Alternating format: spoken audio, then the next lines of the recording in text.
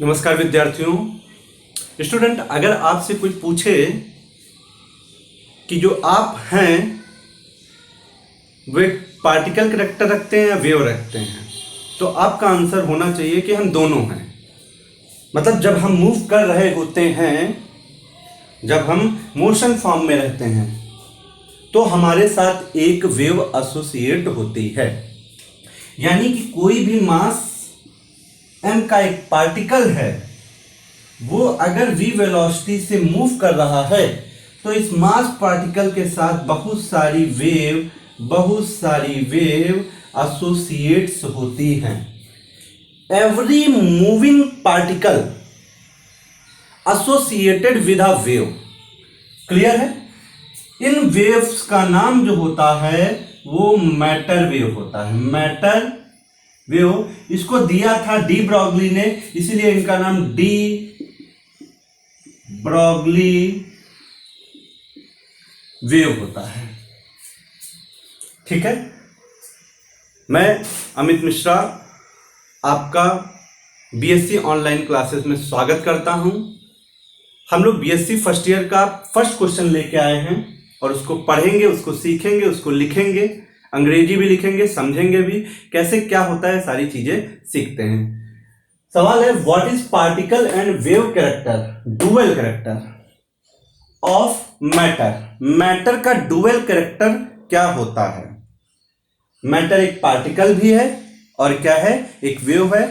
क्यों है ऐसा, उसे सीखना है, डिराइव करना है D Broglie wave equation, also give experimental verification, और यह बताना है कि कोई भी मैटर है वो वेव के फॉर्म में चलता है। इसका एक एक्सपेरिमेंट भी आपको दिखाना है। उस एक्सपेरिमेंट का नाम है डेविसन एंड जर्मर्स।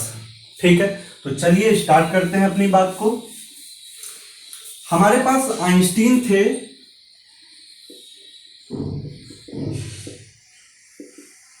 आइंस्टीन ने क्या कहा, जो लाइट होती है एक रेडिएशन है, ये सबको मालूम है। लाइट रेडिएशन जो है, इसके पास डुअल कैरेक्टर होता है। डुअल कैरेक्टर का मतलब क्या है कि लाइट जो है वो वेव का नेचर शो करती है और वेव के साथ जो है पार्टिकल का भी नेचर शो करती है। तुमको मालूम है कि लाइट में जो होता है एक फोटॉन पार्टिकल होता है। लाइट में क्या होता है, एक फोटॉन पार्टिकल होता है।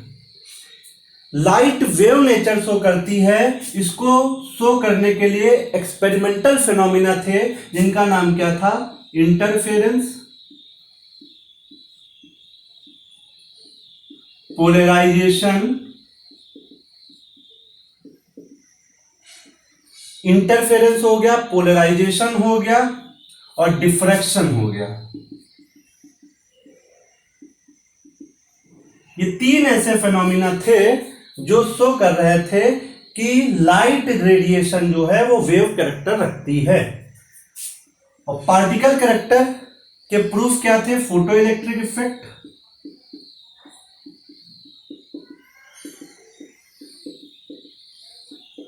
Photo electric effect, Compton effect, black body radiation.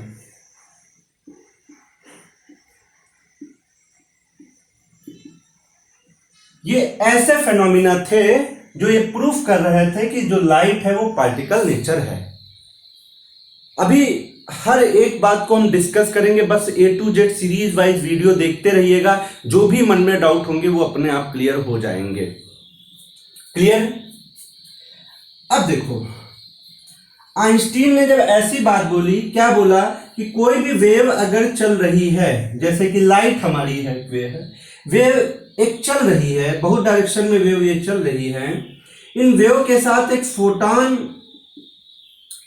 एक पार्टिकल है जो इस वेव के साथ उसी स्पीड में चल रहा है जिस स्पीड में लाइट चल रही है। ये जो फोटॉन पार्टिकल है वो उसी स्पीड में चल रहा है जिस स्पीड में लाइट चल रही है।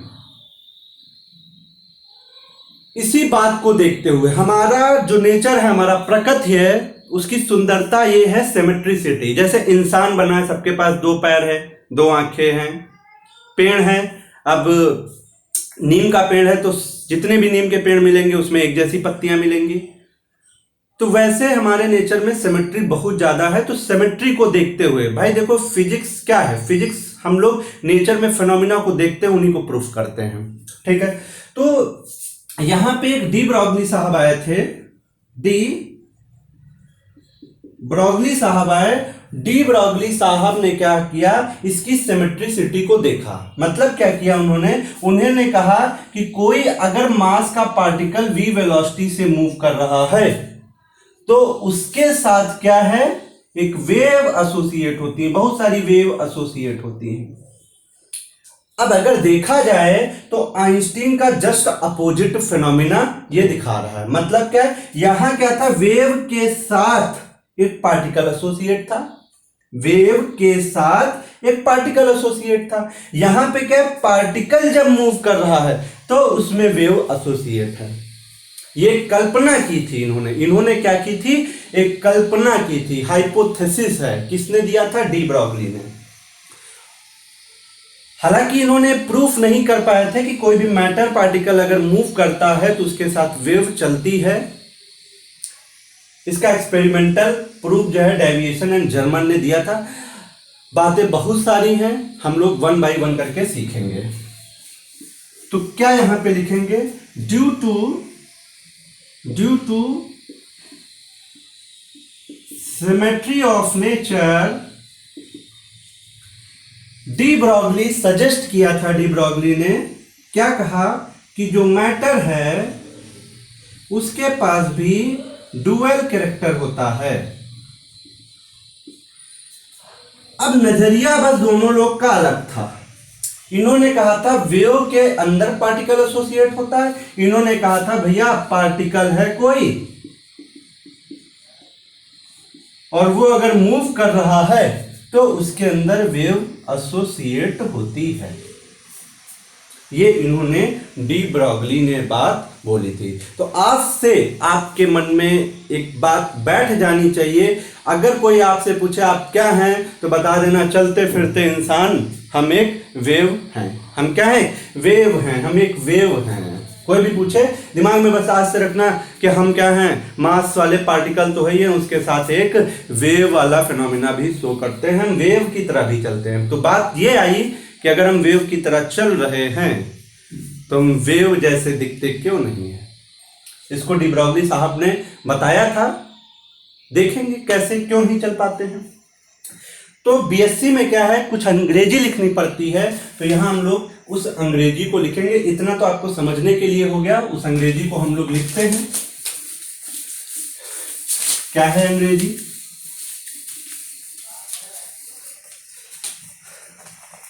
सबसे पहला हमारा सवाल है what is particle wave character dual character of matter. तो यानी सबसे पहले हम आंसर में लिखेंगे मैटर वेव, मैटर वेव्स या फिर डी ब्रॉगलीज वेव, ये आपकी हेडिंग रहेगी। Einstein had suggested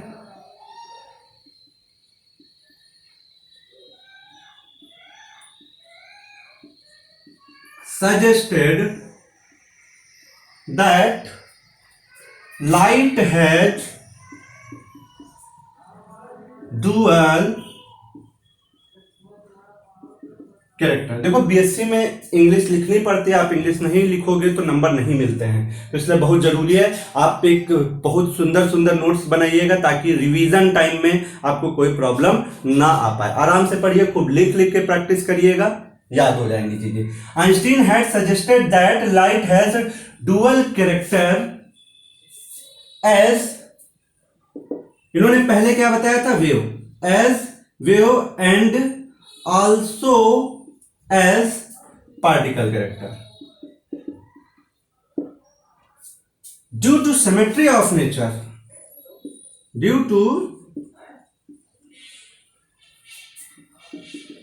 to symmetry of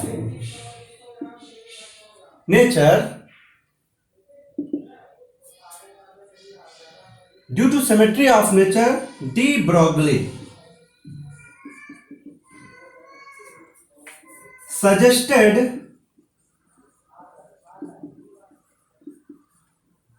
that, suggested की जगह प्रपोज लिख लो, प्रपोज किया था that matter has also dual character, matter के पास भी एक डुअल कैरेक्टर होता है। क्या था? As particle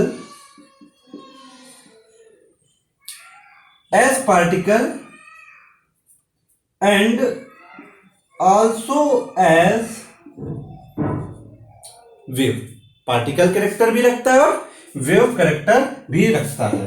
that is every moving particle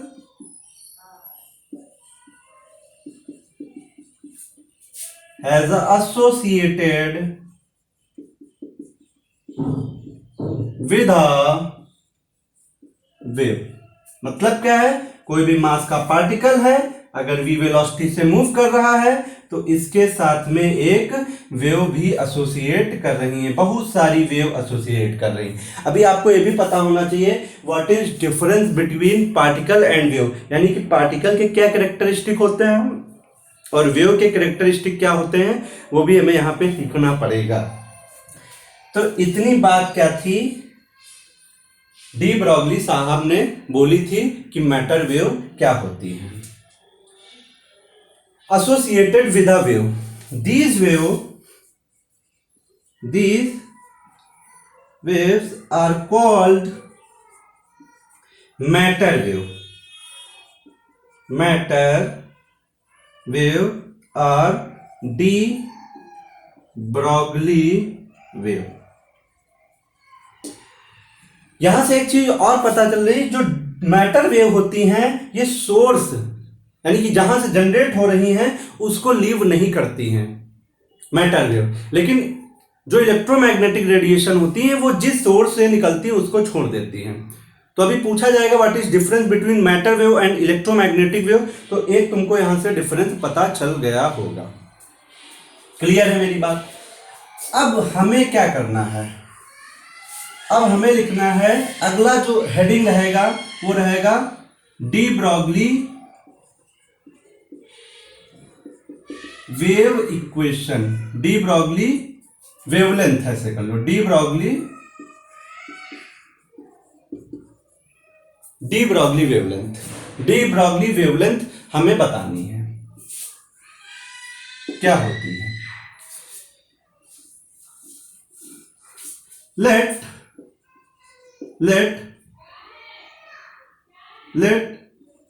m be the mass of moving particle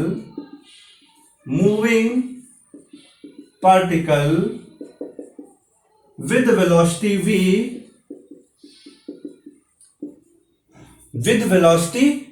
एक कोई मास का पार्टिकल है जो v वेलोसिटी से क्या कर रहा है, मूव कर रहा है। Then de Broglie wavelength is given as, de Broglie wavelength is given as what, कैसे दी जाती है, lambda equal to h upon mv, lambda equal to h upon mv। Clear है? यहां पे एक बार ऐसे लिख दे रहे हैं, ये मास का पार्टिकल है, v वेलोसिटी से मूव कर रहा है, इससे जो वेव एसोसिएट होती है इन्हीं को हम लोग बोलते हैं डी ब्रॉगली वेव। और ये जो एक क्रस्ट होता है या ट्रफ के बीच की जो डिस्टेंस होती है उसको हम लोग वेवलेंथ बोलते हैं। तो ये वेवलेंथ जो होगी इसके बराबर होता है। तुमको पता है कि अगर कोई भी पार्टिकल m मास का है, v वेलोसिटी से मूव कर रहा है, तो mv जो होता है वो उसका मोमेंटम कहलाता है। तो यहां अगर बात करें कि h क्या है, h आपको मालूम है प्लैंक्स कांस्टेंट है, इसकी वैल्यू 6.6 × 10⁻³ जूल सेकेंड होती है। ये सब एक एसआई सिस्टम की यूनिट है। एम क्या है? मास है ऑफ मूविंग पार्टिकल।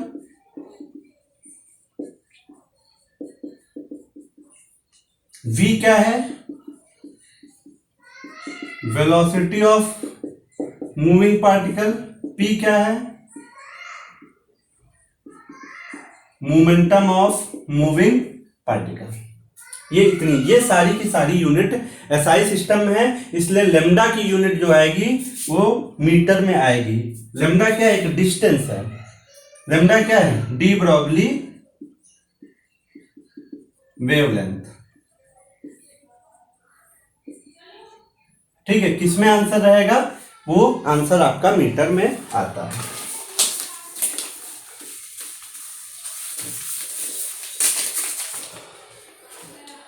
इसको अगर हम इक्वेशन नंबर फर्स्ट मान लें तो equation first is called as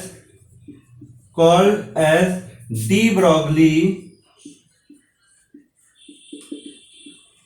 matter wave equation. ऐसे लिख लो, de Broglie matter wave equation. इसे ही हम लोग de Broglie matter wave equation बोलते हैं। तो एक बात क्लियर हो गई। पहले हम देखे थे व्हाट इज द पार्टिकल और wave character, dual character of matter. Matter का डुअल कैरेक्टर मैंने बताया, फिर से मैं बोल रहा हूं। कोई भी मास पार्टिकल एम है, वो हम हो, वो आप हो, वो पंखा हो, वो टेबल हो, वो फैन हो, ये ब्रह्मांड का कोई भी मैटर हो, वो छोटे छोटे पार्टिकल से मिलकर बना होता है। तो जब कोई भी पार्टिकल मूव करता है किसी भी वेलोसिटी v से, तो उसके साथ कुछ वेव्स एसोसिएट होती हैं। इन वेव्स को ही हम लोग क्या बोलते हैं? मैटर वेव के नाम से जाना जाता है।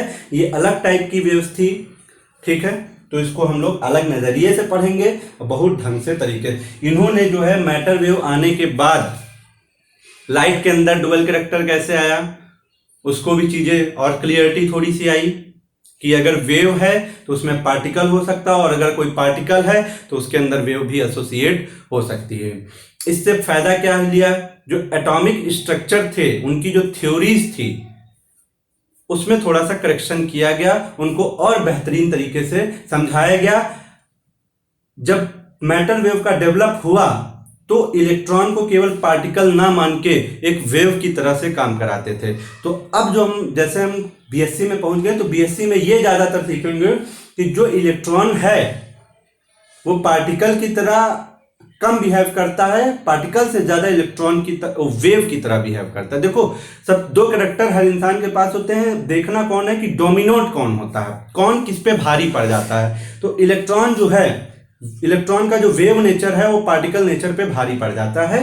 तो क्वांटम कहती है जो दिखता है वही हमें देखना है, ठीक है, तो भारी जो पड़ता है उसे ही हमें देखना है। तो ज्यादातर हम कोशिश करेंगे इलेक्ट्रॉन को वेव की तरह से ट्रीट करेंगे। देखो, जो बोहर साइंटिस्ट थे, बोहर ने इलेक्ट्रॉन को पार्टिकल मान के एटॉमिक स्ट्रक्चर के बारे में बताया था कि इलेक्ट्रॉन का कैसे मोशन होता है, किस ऑर्बिट में होता है, वो पार्टिकल नेचर। लेकिन डी ब्रॉगली साहब ने कहा कि पार्टिकल नेचर नहीं होता है, वेव नेचर होता है। इससे बहुत सारी चीजें जो बोर साइंटिस्ट थे उनकी क्या हुई, रिजॉल्व हो गई थी। चलिए आगे बात करते हैं। अब इसमें क्या है, डेरिवेशन करना है। Derivation of D Broglie wavelength. De Broglie wavelength का डेरिवेशन करते हैं। देखो, बीएससी में आपको एक एक चीज लिखनी पड़ेगी, बिना लिखे आपको तैयार नहीं होंगी, तो इसलिए प्लीज अच्छे अच्छे सुंदर सुंदर नोट्स आप प्रॉपर बनाते रहिएगा। चलिए आगे देखते हैं। अगर हम कह लें हमारे पास लाइट है, लाइट के अंदर फोटॉन है। प्लैंक ने कहा था कि अगर कोई भी लाइट मूव कर रही है वेव के फॉर्म में, तो उसमें एक फोटॉन होता है, और लाइट जिस स्पीड से चल रही, यानी कि 3 × 10⁸ मीटर पर सेकेंड की स्पीड से चल रही है, तो ये फोटॉन भी उसी स्पीड से चल रहा होता है। क्लियर है? तो इस फोटॉन के पास एक एनर्जी होती है, उस एनर्जी को हम लोग एनर्जी जो होती है hν के फॉर्म में लिखी जाती है। तो यहां पे लिखना, यही बात लिखना है, according to Planck's photon has energy given by, कैसे दी जाती है, कैसे दी जाती है, E equal to H nu. इसको फर्स्ट इक्वेशन मान लो, और ये किसके अकॉर्डिंग है, according to planks.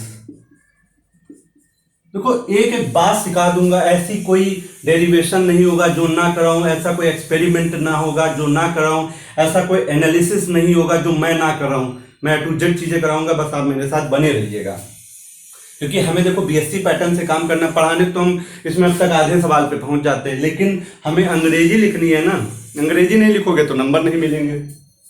According to Planck's, और आइंस्टीन ने कहा था E equal to MC square होता है, ऐसा आइंस्टीन ने कहा था लाइट के लिए।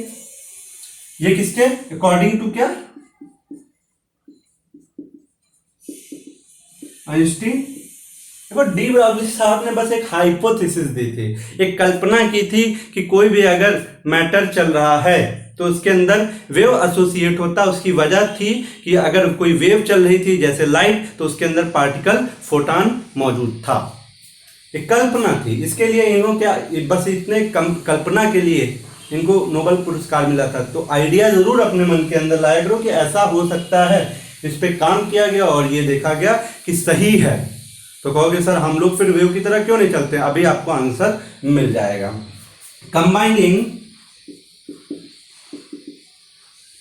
Equation first and second equation को अगर कंबाइन कर दें तो MC स्क्वायर इक्वल टू क्या हो जाएगा, एच न्यू।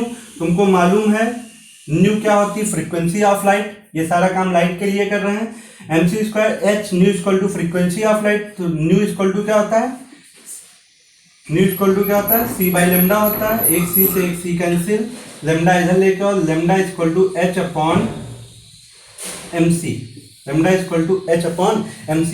ये केवल और केवल किसके, ये फोटॉन के लिए हो सकता है, या फिर ये अप्लाई कहाँ है, अप्लीकेबल इन फोटॉन और इलेक्ट्रोमैग्नेटिक रेडिएशन, इलेक्ट्रोमैग्नेटिक रेडिएशन। इन्होंने कहा कि अगर कोई भी लाइट मूव कर रही है तो उसके लिए जो लेमडा निकालने का तरीका है, इस फॉर्मूले से निकाल सकते हैं। किसके किसके अकॉर्डिंग मिलके, हम फोटॉन यानी प्लैंक्स कांस्टेंट और आइंस्टीन की इक्वेशन से। तो उन्होंने कहा, डी ब्रॉगली ने कहा कि सिमिलरली ये तो लाइट के लिए, क्योंकि फोटॉन पार्टिकल लाइट की स्पीड से चलता है, तो यहां पे C आया। अब हम कोई एक ऐसा पार्टिकल मान लें कि कोई जर्नल वेलोसिटी से चलता है, वो V, तो हम C के प्लेस पे क्या लिख देते हैं, V लिख देते हैं। तो इसी के पैरेलल डी ब्रॉगली ने एक इक्वेशन दे दी, कहा ऐसा होता होगा। उसका कोई प्रैक्टिकल प्रूफ नहीं आया था, एक्सपेरिमेंटल प्रूफ नहीं आया था, बस इन्होंने एक हाइपोथेसिस कल्पना की थी कि फोटॉन था, लाइट की स्पीड से चलता था, तो C लिखा है, लेमडा तब पता चल जाता है। अगर हमारा पार्टिकल V वेलोसिटी से चल रहा है, पार्टिकल हमारा क्या है, V वेलोसिटी से चल रहा है, तो उस पार्टिकल में जो वेव एसोसिएट है उसका भी लेमडा निकाला जा सकता है। क्लियर हो गई होगी मेरी बात। तो इसको अगर हम इक्वेशन नंबर सेकंड दे दें, ऐसे लिख लो, डी ब्रॉगली, या बोल लो parallel to equation second, de Broglie propose an equation of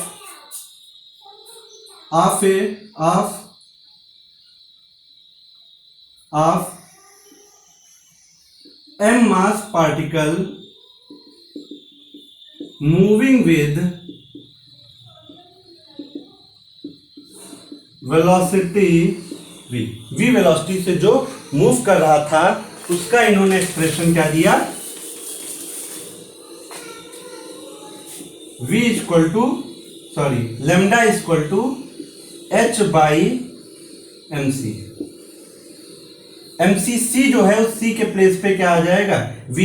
सबको मालूम है लेमडा इक्वल टू क्या होता है, h अपॉन p। इसी इक्वेशन को हम लोग क्या बोल रहे थे, डी ब्रॉगली वेवलेंथ। ये क्या है, यही क्या है बेटा, डी ब्रॉगली वेवलेंथ है। आराम आराम पढ़िए, कोई जल्दबाजी नहीं है, गर्मी भी बहुत ज़्यादा है। देखो लॉकडाउन का सेशन बेटा चल रहा है और आपको चाहिए कि घर में बैठ के ये इंटर लेवल की चीज़ें हैं, इनको आप ढंग से रिपीट करिए, खूब बढ़िया से लिख लिख के प्रैक्टिस करिए, एक एक बात आपको समझ में आ जाएगी। अब इसके बाद तुम्हारी कुछ चीज़ें हैं। देखो मेरे पास जो सवाल था, what is particle and wave character of matter, बता दिया था। Derive D Broglie wave equation बता दी। आल्सो एक्सपेरिमेंटल वेरिफिकेशन हम लोग बाद में देंगे। हमें पहले क्या करना है कि कुछ चीज़ें एनालिसिस करनी है कि ऐसा क्यों है कि हम लोग जो हैवी मास पार्टिकल होते हैं, जो हैवी मास पार्टिकल होते हैं वो रेडिएशन क्यों नहीं शो करते हैं, वो वेव की तरह क्यों नहीं चल पाते हैं, क्यों दिखाई चल पाते हैं लेकिन दिखाई नहीं देते हैं वेव की तरह। चल तो पाते हैं, मैटर है, अगर चल रहे हैं तो वेव हमारे साथ एसोसिएट है, लेकिन वो वेव दिखती क्यों नहीं है, उसका रीजन यहां से हम आपको दिखाते हैं। नोट पॉइंट में लिखना, अगर हम लोग मान लेते हैं कि कोई भी एक इंसान है जिसका मास क्या है 100 kg है और ये जो है v = 10 मीटर पर सेकेंड की स्पीड से चल रहा है, तो इसका चलो हम लोग लैम्डा निकाल के देखते हैं। लैम्डा इक्वल टू क्या होता है, h upon mv, D Broglie wavelength, de Broglie wavelength. तो लैम्डा इक्वल टू h क्या है, 6.6 इंटू 10 की पावर -34। ये सब SI यूनिट में है तो लैम्डा की वैल्यू मीटर में आएगी। m क्या है, 100 kg माना है। v वेलोसिटी कितनी है, 10 मीटर पर सेकेंड है। क्लियर है। अब इसको सॉल्व करो तो लैम्डा इक्वल टू 6.6 इंटू 10 की पावर -34 इंटू 10 की पावर 2 1 3, ऊपर आएगा कितना हो जाएगा, -3। तो लैम्डा इक्वल टू कितना हो जाएगा, 6.6 इंटू 10 की पावर माइनस का कितना हो जाएगा, 34 3 कितना हो जाएगा, 37 हो जाएगा। ये मीटर में आएगा यूनिट। अब इसको ऐसे भी लिख सकते हो, लैम्डा इक्वल टू 6.6 इंटू 10 की पावर -27 इंटू 10 की पावर -10 मीटर, और 10 की पावर -10 मीटर को हम लोग क्या बोलते हैं, एंगस्ट्रॉम बोलते हैं। अब भाई साहब देखो 10 की पावर -27 कितना है, बहुत छोटी वैल्यू है। ये हमारा लैम्डा इक्वल टू जो निकल के आया है 6.6 इंटू 10 की पावर -27 एंगस्ट्रॉम।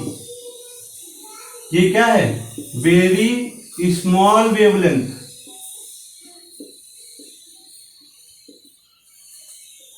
देखो 10 की पावर माइनस होता है, मतलब 1/10 की पावर माइनस, कोई भी एक नंबर है उसका 10 की पावर 27 पार्ट कर दो, तब भी जाके नहीं निकलेगी। क्लियर है। तो इतनी छोटी वेवलेंथ है, इसलिए हम लोग मेजर नहीं कर सकते हैं। Very small wavelength for heavy particle, so can not be measurable. ये एक मेजरेबल क्वांटिटी नहीं है। क्लियर हो गई मेरी बात, एनी डाउट? अगर मान लेते, ये पहला नोट पॉइंट था, दूसरा पार्ट हम करके दिखा रहे हैं। मान लेते हमारे पास इलेक्ट्रॉन था, ये इलेक्ट्रॉन v वेलोसिटी से क्या कर रहा है, मूव कर रहा है। इस v वेलोसिटी की वैल्यू है 10 की पावर 6 मीटर पर सेकेंड, और इलेक्ट्रॉन का मास तुमको मालूम है, मास ऑफ इलेक्ट्रॉन 9.1 इंटू 10 की पावर -31 kg है। क्लियर है। अब देखो v वेलोसिटी चल रहा है, यहां पे पुट कर दो, मास के प्लेस पे कितना रख देंगे, 9.1 इंटू 10 की पावर -31, और वेलोसिटी के प्लेस पे 10 की पावर 6। अब इसको जरा सॉल्व करके देखो, ये हमने इलेक्ट्रॉन के लिए लिखा है। इलेक्ट्रॉन क्या है, स्मॉल पार्टिकल है, हम लोग क्या थे, भारी पार्टिकल। वो देखो 100 किलोग्राम के लिए निकाला गया था। ये तो एकदम वेरी वेरी स्मॉल पार्टिकल है, बहुत कम इसका मास है, ना के बराबर, एक तरीके से देखा जाए ना के बराबर है। तो लेमडा इक्वल टू कितना हो जाएगा 6.6 इंटू 9.1 इंटू 10 की पावर -34 इंटू 10 की पावर -31 इंटू 10 की पावर, ये प्लस का 31 हो जाएगा, ये माइनस का 6। क्लियर है मेरी बात? ये पॉइंट से पॉइंट हटाओ, इसको हम ऐसा भी अप्रॉक्स ऐसा लिख सकते हैं, ये 90 लिख सकते हैं, यानी कि 9 इंटू 10 की पावर माइनस का 9 बचेगा। देख लो 34 और 6 कितना हुआ 40 और 31 माइनस का 9 कितना हो जाएगा माइनस का 40। एक 10 ऊपर और लेके जाओगे 10 की पावर -10 हो जाएगा। 9 सती 63, 3 बचेगा, 9 त्रिक 27, 7.33 इंटू 10 की पावर -10 मीटर। इसका मतलब क्या है, लेमडा इक्वल टू 7.33 एंगस्ट्रॉम। अब यहाँ के केसेस में देखो लेमडा की वैल्यू जो निकल के आ रही है इलेक्ट्रॉन के लिए, लेमडा किसके लिए निकली है, ये इलेक्ट्रॉन के लिए लेमडा की वैल्यू निकल के आई है, और वो कितनी आई 7.33 एंगस्ट्रॉम। और ये क्या है, एक बड़ी एक लार्ज वैल्यू है जो कि मेजरेबल है। ठीक है, फॉर स्मॉल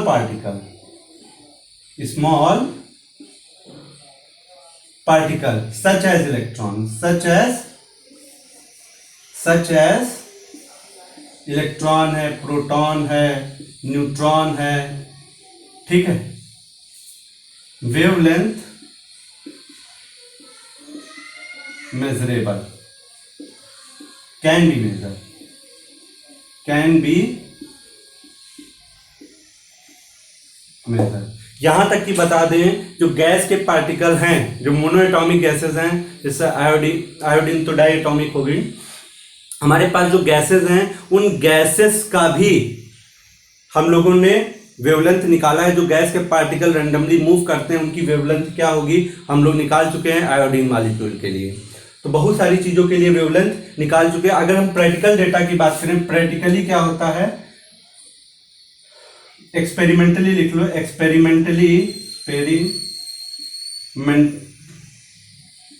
एक्सपेरिमेंटली देखा गया है कि वेवलेंथ ऑफ इलेक्ट्रॉन होता है 165 बढ़ा देना 1.65 एंगस्ट्रॉम के बराबर होता है।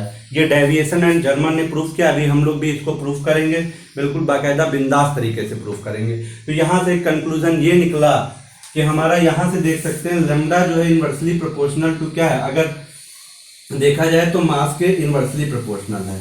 अगर किसी भी पार्टिकल का मास बहुत ज्यादा है, मास ज्यादा तो वेवलेंथ कम आएगी, और वेवलेंथ कम आएगी तो भाई छोटी चीजें उनको हम मेजर नहीं कर सकते हैं, बड़ी चीजों को आसानी से देख सकते हैं।